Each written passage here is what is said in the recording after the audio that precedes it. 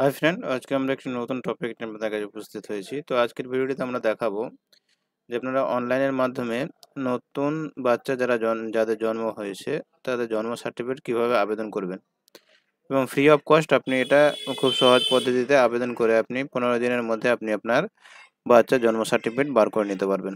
তো এর জন্য আপনার কী কী ডকুমেন্টস লাগবে, তো সর্বপ্রথম আমরা ডকুমেন্টসগুলি আলোচনা করে নিই।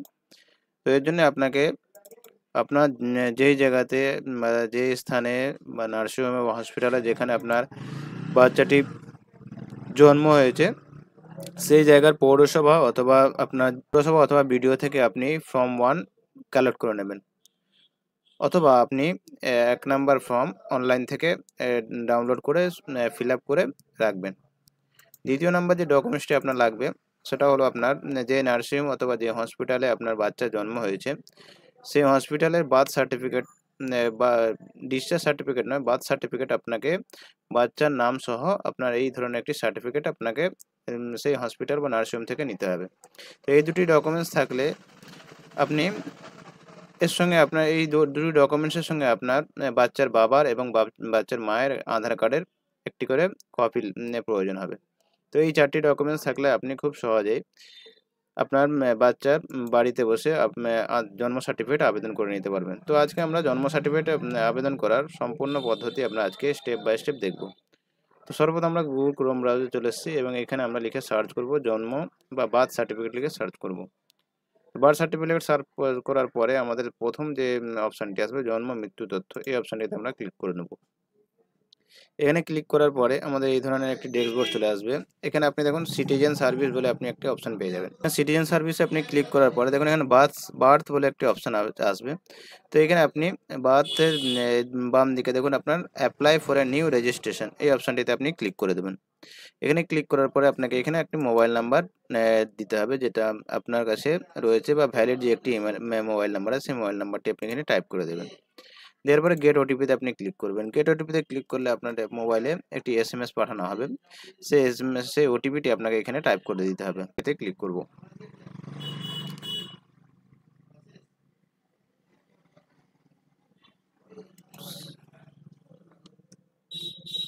এখানে সাবমিট ওটিপিতে আমরা ক্লিক করব।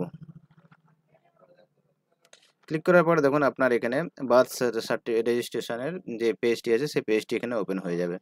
তো এখানে ওপেন হওয়ার পরে প্রথমে আপনার রেজিস্ট্রেশনের ডেট আপনাকে দেখছে এবং এখানে আপনার মোবাইল নাম্বারটা দিয়েছে। দ্বিতীয় নাম্বার হচ্ছে আপনাকে দেখুন এখানে জন্মের তারিখ, তো বাচ্চা ক তারিখে জন্ম হয়েছে সেই জন্মের তারিখটা আপনাকে এখানে সিলেক্ট করতে হবে। তো আমরা এখান থেকে 16/2/2025 সিলেক্ট করে দিচ্ছি।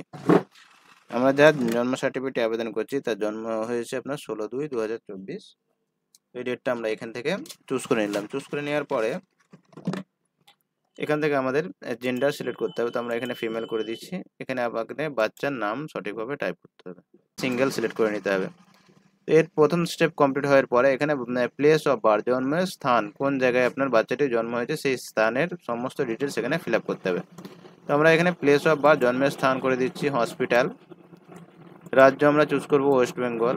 ডিস্ট্রিক্ট আমরা এখান থেকে যে ডিস্ট্রিক্টে আপনার বাচ্চাটি জন্ম হয়েছে, তো এটা আমাদের হাওড়া জেলায় জন্ম হয়েছে, তো আমরা এখান থেকে হাওড়া ডিস্ট্রিক্ট চুজ করে নেব। তো আপনার যেই জেলা হবে সেটা আপনি এখান থেকে চুজ করবেন। এরপর রুরাল না আরবান, এখানে আপনাকে ব্লক, মিউনিসিপ্যালিটি, ডেভেলপমেন্ট অথরিটি, বর্গা এবং সাব ডিস্ট্রিক্ট। তো আমরা এখানে মিউনিসিপ্যালিটি চুজ করে নেব। মিউনিসিপ্যালিটি চুজ করে নেওয়ার পরে মিউনিসিপ্যালিটি এখান থেকে আপনার কোন মিউনিসিপ্যালিটি আন্ডারে আপনার এই নার্সিংহোমটি বা হসপিটালটি অবস্থিত সেটা আপনাকে এখান থেকে চুজ করতে হবে। তো আমরা এখানে মিউনিসিপ্যালিটি উলবেড়িয়া করে দিচ্ছি। হসপিটাল টাইপ সিলেক্ট করে নিয়েছি প্রাইভেট। এরপর আপনার যে এরিয়ায় বা যেই জেলায় আপনার বাচ্চাটি জন্ম হয়েছে সেই জেলার যে সমস্ত হসপিটাল বা নার্সিংহোমগুলো আছে এখানে আপনি সেই নার্সিংহোমগুলির লিস্ট পেয়ে যাবেন। তো আমরা এখান থেকে আমাদের যে নার্সিংহোমে জন্ম হয়েছে আমরা এখান থেকে পালস হসপিটাল সিলেক্ট করে নিচ্ছি। যদি না পান তাহলে আপনি এখানে ফাইন্ড হসপিটাল অ্যাড্রেস আপনি সার্চ করতে পারেন। এরপরে আপনার দেখুন ফাদারের ডিটেলস সম্পূর্ণ দিতে হবে। তো আমরা এখানে বাবার নাম সম্পূর্ণভাবে সঠিকভাবে আধার কার্ড দেখে টাইপ করে দেবো। দেখুন 250 কেবির মধ্যে আপনাকে আপনার আধার কার্ডের ফাইলটি আপনাকে এখানে সাবমিট করতে হবে। তো আমরা এখানে চুজ ফাইলে ক্লিক করে নেব। তো আমাদের এখানে আধার কার্ডটি ফাইলটি তৈরি করা আছে, তো আমরা সেখান থেকে আমাদের আধার কার্ডের ফাইলটি এখানে সিলেক্ট করে নেব। সিলেক্ট করে মাদার ডিটেলস দিতে হবে। তো মায়ের সমস্ত তথ্য নাম, middle name, last name, email ID যদি থাকে ইমেল আইডি দেবেন, মোবাইল নাম্বার দেবেন, আইডি প্রুফ আধার কার্ড হিসাবে দিয়ে দেবেন। তো আমরা এখানে মায়ের নামটা সঠিকভাবে টাইপ করে দেবো।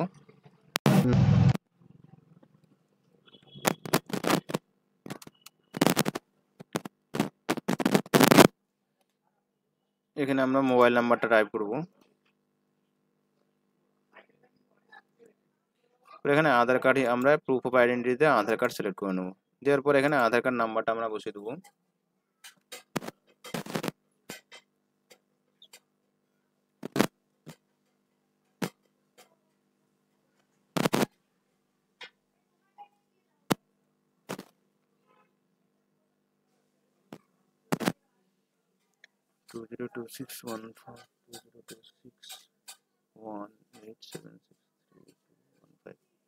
এরপর আপনাকে এখানে আধার কার্ডটি সাবমিট করতে হবে। তো আমরা এখানে চুজ ফাইলে ক্লিক করব।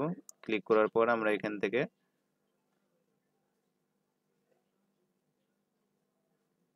আধার কার্ডটা সিলেক্ট করে নিয়ে আমরা এখানে ফাইলটি সাবমিট করে দেবো। দেওয়ার পরে আপনাকে এখানে দেখুন শিশু জন্মের সময় মাতার ঠিকানা, এখানে ঠিকানাটা আপনাকে দিতে হবে। যদি বাড়ির নাম থাকে বাড়ির নাম্বার, হাউস নাম্বার যদি থাকে হাউস নাম্বার দেবেন।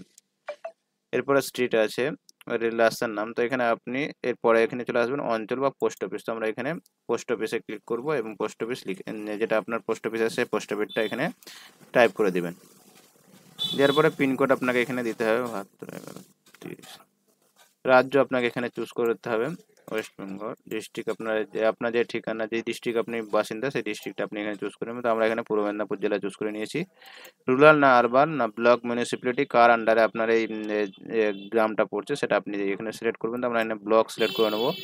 ব্লক করে নেওয়ার পর আমরা এখান থেকে আমাদের যে ব্লক আছে সেই ব্লকটি চুজ করব। চুজ করে নেওয়ার পর পঞ্চায়েত আমরা এখান থেকে সিলেক্ট করব এবং আপনার গ্রামের নামটা আপনি এখান থেকে সিলেক্ট করে নেবেন। দেওয়ার পরে আপনার মাতার স্থায়ী ঠিকানা, তো আমরা এখানে দুটো ঠিকানা যেহেতু সেম, তো আমরা এখানে টিক চিহ্নে ক্লিক করব। আর যদি ঠিক না একই ঠিকানা না থাকে পিতা এবং মাতা, তাহলে আপনাকে এখানে টাইপ করে দিতে হবে। এরপর আপনাকে দেখুন পরিসংখ্যানগত তথ্য, পিতা ও মাতার তথ্য। ধর্ম কি আছে, ধর্ম আপনি এখানে ইসলাম আমরা এখানে ইসলাম চুজ করে নিচ্ছি। আপনার যে ধর্ম সেই ধর্মটা আপনি এখান থেকে বুদ্ধিস্ট, খ্রিস্টান, হিন্দু, ইসলাম, জৈন যেটা আছে আপনি এখান থেকে চুজ করবেন। তো আমরা ইসলাম চুজ করে নিচ্ছি। এরপর পিতার শিক্ষাগত যোগ্যতা মান, তো আমরা এখান থেকে পিতার শিক্ষাগত যোগ্যতা মান এখানে সিলেক্ট করে নিলাম। ফাদার অকুপেশন, পিতার পেশা কি আছে, তো আমরা এখান থেকে প্রফেশনাল বা সেলফ এমপ্লয় এখান থেকে আমরা চুজ করে নেব।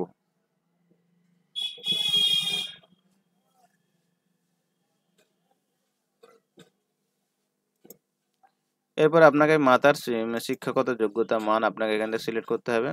আমরা সেকেন্ডারি চুজ করলাম। পেশা হাউসওয়াইফ। আসসালামু আলাইকুম। কেন আমার জন্য? আমার জন্য? আপনাদের দরবারে? হ্যাঁ, তো আমার জন্য ফিরে এসছেন? না, দরবারে গিয়ে দেখছি হুজুর নেই। আমি তো মুরিদ দিই, দেখছি না। হুজুররা নেই? হুজুররা কোথায়? ও আচ্ছা, সেই বাড়িতে গেছে হুজুররা।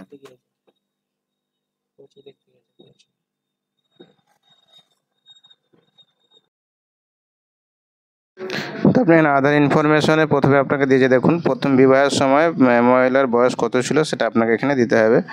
বিবাহের সময় মাতার বয়স কত ছিল সেটা দিতে হবে। এরপরে আপনাকে প্রসবকালীন পরিচর্যা কীভাবে বাচ্চাটির জন্ম হয়েছে, ডক্টর নার্স ট্রেনিংয়ের মাধ্যমে না নর্মালভাবে জন্ম হয়েছে সেটা আপনি এখানে সিলেক্ট করে দেবেন।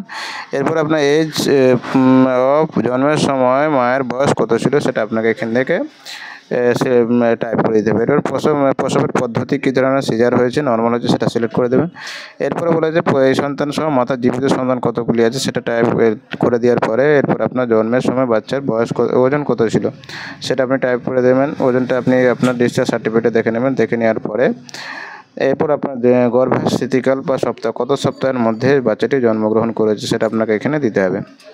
দেওয়ার পরে আপনি এখানে ফর্ম 1 এবং আপনার ডিসচার্জ সার্টিফিকেটটি সাবমিট করবেন। তো আপনি যখনই সাবমিট অপশানে ক্লিক করবেন তো আপনার দেখুন এখানে অ্যাকনলেজমেন্ট নাম্বার দিয়ে দিয়েছে।